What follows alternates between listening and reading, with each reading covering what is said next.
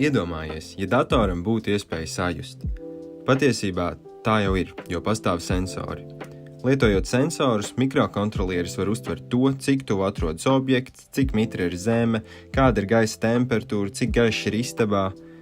Vairākiem sensoriem ir 3 kājiņas. Plus, kas bieži vien ir marķēts kā VCC vai 5V, tur sensorā ienāk elektrība.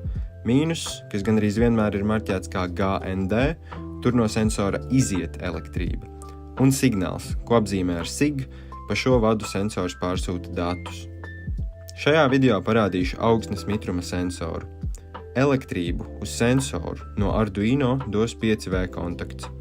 Mīnusu GND savieno ar GND un signālu sūtīsim uz Arduino kontaktu A0. Elektriskā ķēde ir pabeigta, bet tālāk jāuzraksta kods, kas pārbauda sensoru maksimālo un minimālo vērtību. Ja augsne ir sausa, tad sensora vērtība ir 0.